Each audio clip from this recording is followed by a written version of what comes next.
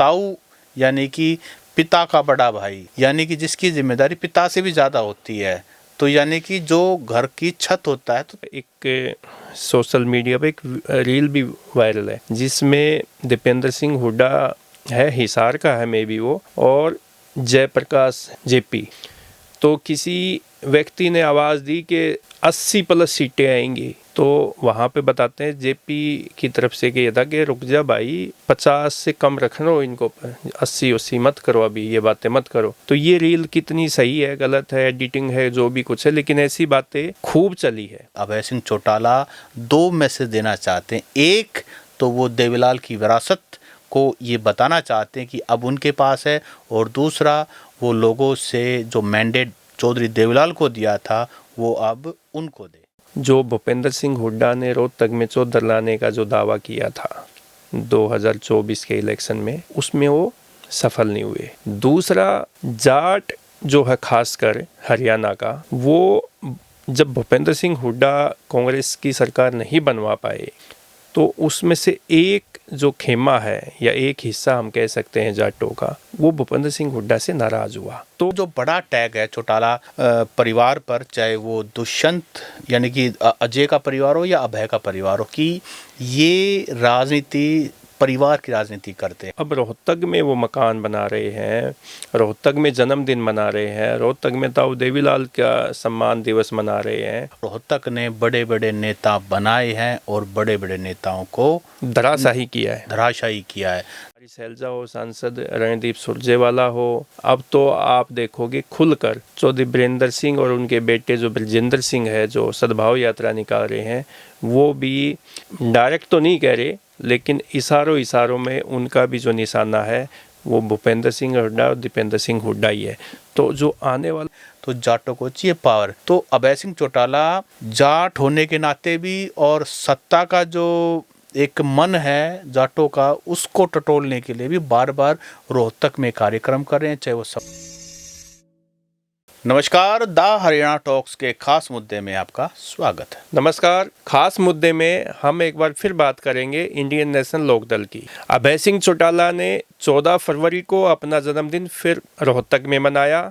इससे पहले ताऊ देवीलाल का जो जन्म दिवस है उस पर सम्मान रैली हुई 25 सितंबर 2025 को, और फिर जन्मदिन मनाना, इससे पहले रोहतक में घर बनाने की घोषणा, ये सब जो बार बार रोहतक पर जो आकर जो संकेत दिए जा रहे हैं या वो अपनी सक्रियता बढ़ा रहे हैं, वो क्या संकेत दे रहे हैं? क्या वो रोहतक में फिर से राजनीतिक जमीन तलाश रहे हैं या कोई और कारण है?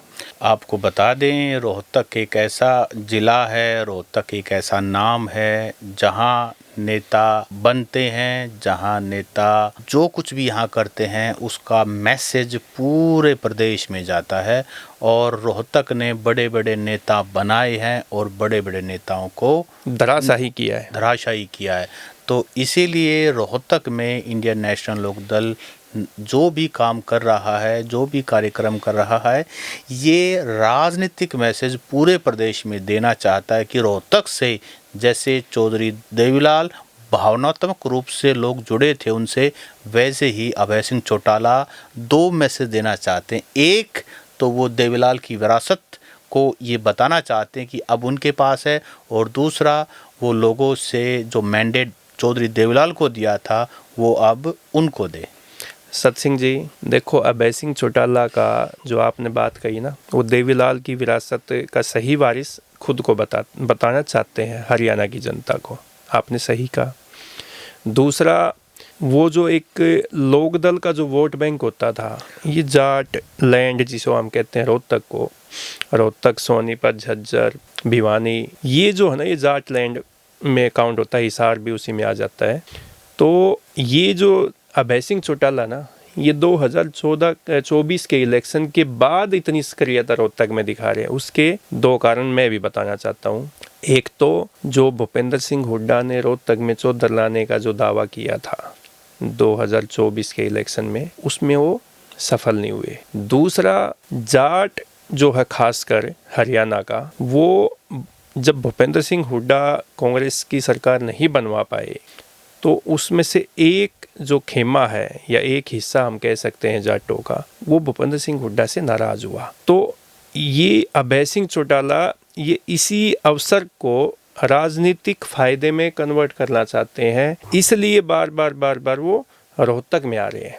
देखिए, रोहतक में आने के पीछे कई कारण हैं। अब चौधरी देवीलाल राजनीति तो पहले भी करते थे, लेकिन जब वो रोहतक आए तब वो ऐसे जमे पिच के ऊपर कि फिर आप ये मानिए कि उप प्रधानमंत्री तक वो पहुंचे अपने जीवन के कार्यकाल में।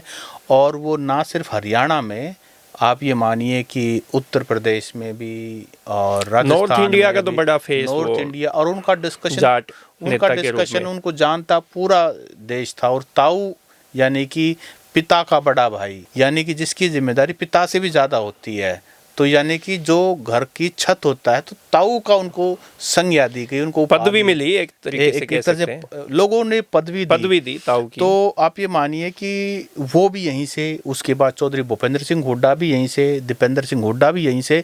और वैसे मैं आपको बताऊं, वैसे तो पुराने पॉलिटिशियन है डॉक्टर अरविंद शर्मा, लेकिन उनका चरम तब था जब उन्होंने 2019 में कांग्रेस के दीपेंद्र सिंह हुड्डा को यहाँ से हराया। यानी कि जाट लैंड में जाटों के सबसे बड़े face, popular face Deepender Singh Hooda को रहा। और उसके बाद आप ये देखिए कि आज वो मंत्री हैं, गोहाना से विधायक हैं। तो रोहतक ने बहुत सारे लोगों को बनाया। तो अभय सिंह चौटाला ये जानते हैं कि जाटों को सबसे प्रिय सत्ता है, और वो सत्ता का अब तक जो दावा कर रहे थे वो भूपेंद्र सिंह हुड्डा कर रहे थे। उनको 3 मौके दिए जा चुके हैं, 2014 में, 2019 में, 2024 में। तीनों में वो नाकामयाब रहे। हालांकि कांग्रेस के पास आज 37 विधायक हैं, बट पावर में तो नहीं है। तो जाटों को चाहिए पावर। तो अभय सिंह चौटाला जाट होने के नाते भी, और सत्ता का जो एक मन है जाटों का, उसको टटोलने के लिए भी बार बार रोहतक में कार्यक्रम कर रहे हैं। चाहे वो सम्मान दिवस हो, चाहे वो यहाँ चौटाला हाउस बनाने की बात हो, चाहे उनका जन्मदिन हो, एक ही मैसेज है। यहाँ कार्यक्रम नहीं होता रोहतक में, यहाँ राजनीतिक मैसेज होता है। तो वो मैसेजिंग बार बार दी जा रही है। और यहाँ कुछ भी होगा ना, तो आप ये माने धीरे धीरे पूरे प्रदेश में स्प्रेड हो जाएगा इन्फॉर्मेशन। ये रोहतक का कमाल है, ये रोहतक की ताकत है। रोहतक के नाम के बाद लोग सुनते हैं कि वहाँ क्या हो रहा है। यानी कि पॉलिटिकल कैपिटल जो है हरियाणा की, वो रोहतक है। सत सिंह जी, आपने जैसा कहा ना कि भूपेंद्र सिंह हुड्डा 2024 में तो ये कह रहे थे कि भाई सत्ता जो है वो आ गई है, कांग्रेस के हाथों में आ गई है, भूपेंद्र सिंह हुड्डा के हाथों में आ गई है। लेकिन जो सर्वे भी सभी एजेंसियों की आप बात करोगे तो कोई 70 सीटें बता रहा था, कोई 75 सीटें बता रहा था, कोई 60 प्लस बता रहा था, मतलब 55 से ऊपर तो सभी बता रहे थे। लेकिन ये जो कांग्रेस का जो ओवर कॉन्फिडेंस है ना, ये भी पार्टी को ले डूबा। और जो भूपेंद्र सिंह हुड्डा और जो दीपेंद्र सिंह हुड्डा के बारे में लोग कहते हैं कि एक तो था कि सत्ता आ चुकी है, 70 प्लस सीटें आ चुकी है। फिर दूसरा एक साथ एक और मैसेज वायरल हो रहा था बहुत तेज़ी से कि भूपेंद्र सिंह हुड्डा ये चाहते हैं कि सीटें जो है वो 45, 46, 47 तक आए या 50 से कम आए, ताकि भूपेंद्र सिंह हुड्डा जो है वो मुख्यमंत्री की कुर्सी पे बैठ जाए। क्योंकि ये भी था कि कांग्रेस हाईकमान जो है वो भूपेंद्र सिंह हुड्डा के प्रति उनका व्यवहार कह सकते हैं या उनका जो सॉफ्टनेस थी वो कम है। क्योंकि ज़्यादा सीटें आएंगी तो हाईकमान मजबूत होगा, जो डिसीज़न लेगा वो मानना पड़ेगा। अगर सीटें कम आएगी तो भूपेंद्र सिंह हुड्डा जैसा चाहेंगे वैसा होगा। तो एक तो ये दो चीज़ें कांग्रेस के लिए नुकसान में हुई। अभी मैं देख रहा था एक सोशल मीडिया पे एक रील भी वायरल है जिसमें दीपेंद्र सिंह हुड्डा है, हिसार का है मे बी वो, और जयप्रकाश जेपी। तो किसी व्यक्ति ने आवाज़ दी कि 80 प्लस सीटें आएंगी। तो वहाँ पे बताते हैं जेपी की तरफ से कि ये था कि रुक जा भाई, 50 से कम रखना हो इनको, 80 मत करो, अभी ये बातें मत करो। तो ये रील कितनी सही है गलत है, एडिटिंग है जो भी कुछ है, लेकिन ऐसी बातें खूब चली है। तो अब ये है कि जो अभय सिंह चौटाला जो रोहतक पे नज़र गड़ा रखी है अभय सिंह चौटाला ने, इसके पीछे लॉजिक ये है कि 2027 में मार्च में एक तो जनगणना शुरू हो जाएगी, सेंसस, और अब की बार पहली बार देश में जाति के आधार पे जनगणना भी होगी। तो जब जनगणना होगी और जाति के आधार पे होगी तो जातियों की अहमियत राजनीति में बढ़ जाएगी चुनाव में। तो जैसे अभय सिंह चौटाला है या लोकदल कह लीजिए, इनेलो कह लीजिए, कांग्रेस में जब तक भूपेंद्र सिंह हुड्डा मजबूत है तो वो जाटों का ही प्रतिनिधित्व ज़्यादा मानते हैं कि जाट उनके साथ ज़्यादा है, बीजेपी के साथ जाट नहीं है। तो अभय सिंह चौटाला हुआ या दुष्यंत चौटाला हुआ या ये भूपेंद्र सिंह हुड्डा, दीपेंद्र सिंह हुड्डा, ये उन इलाकों को भी उनकी भी नज़र रहेगी कि परिसीमन होगा जब बाद में जाति के आधार पे,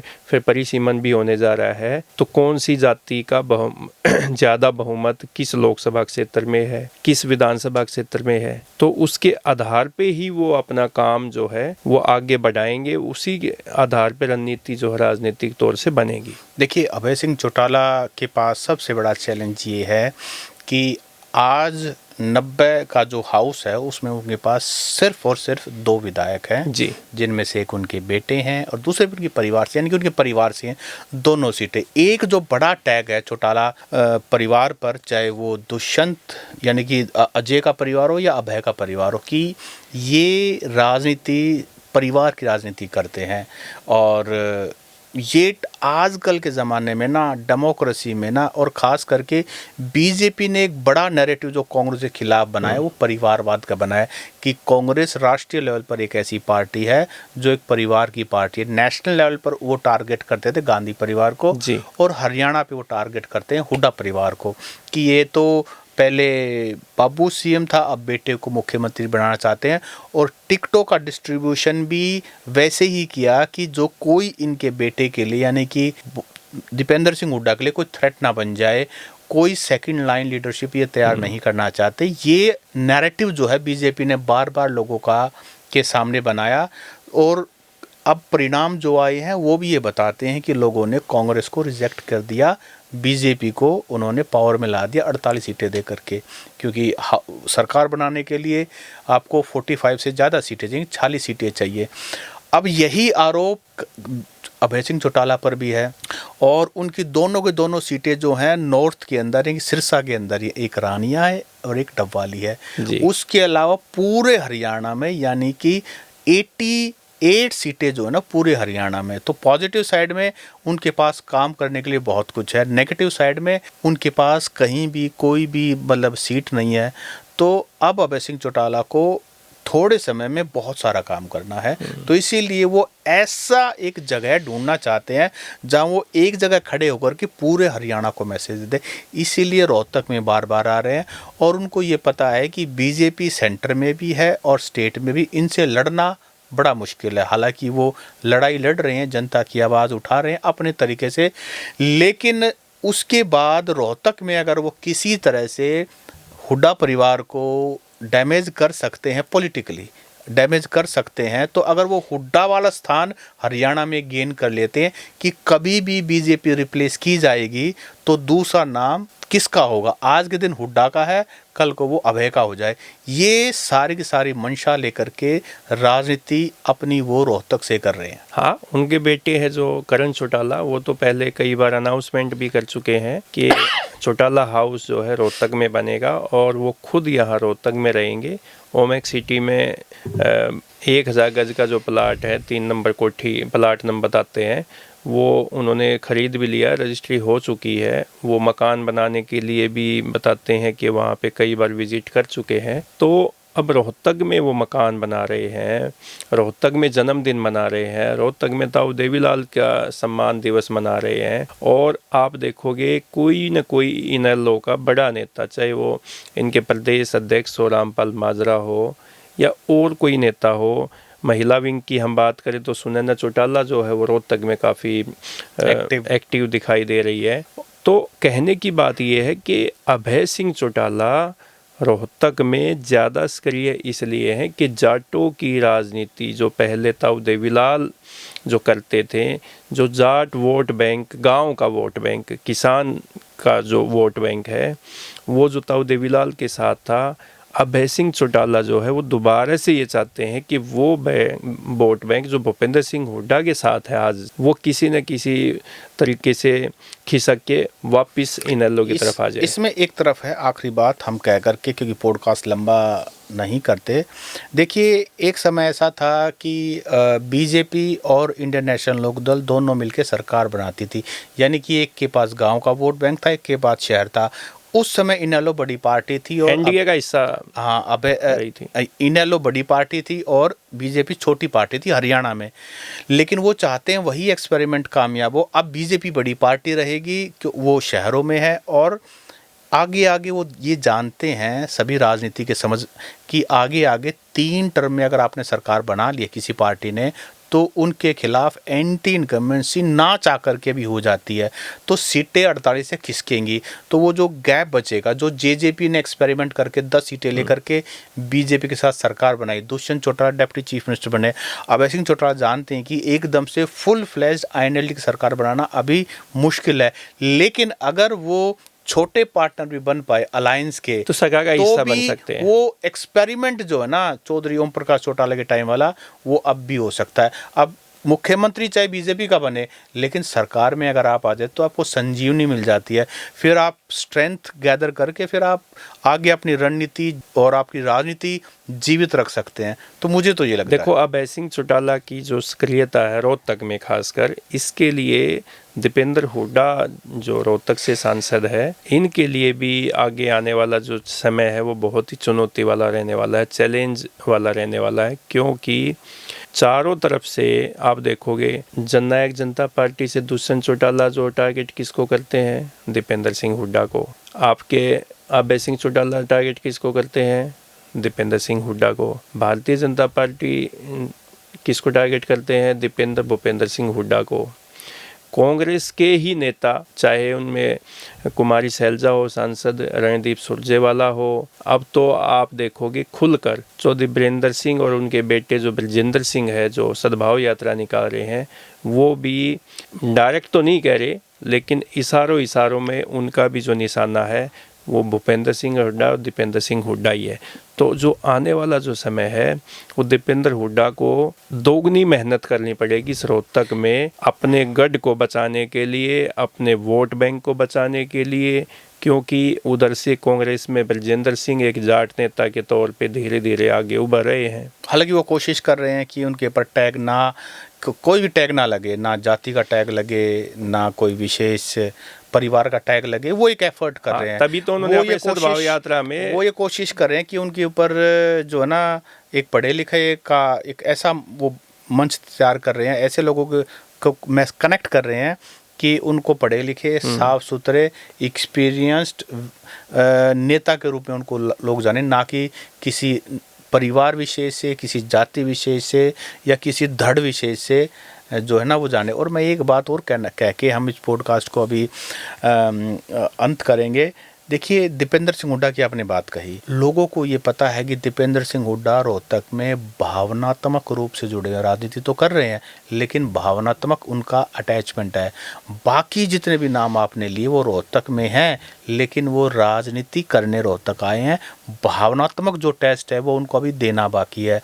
हो सकता है कि अभय सिंह चौटाला भी लोगों से भावनात्मक रूप से जुड़ जाएं, लेकिन अभी तक उस टेस्ट में अभी खरे नहीं उतरे हैं। नहीं, अभी तो टेस्ट दिया ही नहीं है ना। मैं वही कह रहा हूँ ना, दिया ही नहीं है, क्योंकि खरा उतरना तो बाद की बात है। लोग जो है ना वो ये देख रहे हैं कि भाई दीपेंद्र सिंह हुड्डा का रिप्लेसमेंट किसी ABCD को हम तब बनाएंगे जब वो यहाँ से लोगों के भावनात्मक रूप से जुड़ जाएंगे। तो साथियों, आपका क्या कहना है? अभय सिंह चौटाला इंडियन नेशनल लोकदल के बड़े नेता बार बार रोहतक किसी ना किसी बहाने से आ रहे हैं, यहाँ सेलिब्रेशन कर रहे हैं, लोगों से जुड़ना चाहते हैं। हमने अपना विचार आपके सामने रख दिया। आपको क्या लगता है कि वो ऐसा क्यों कर रहे हैं? अभय सिंह चौटाला आखिर रोहतक से क्या चाहते हैं? तो ये आप हमें कमेंट करके ज़रूर बताएं। नमस्कार।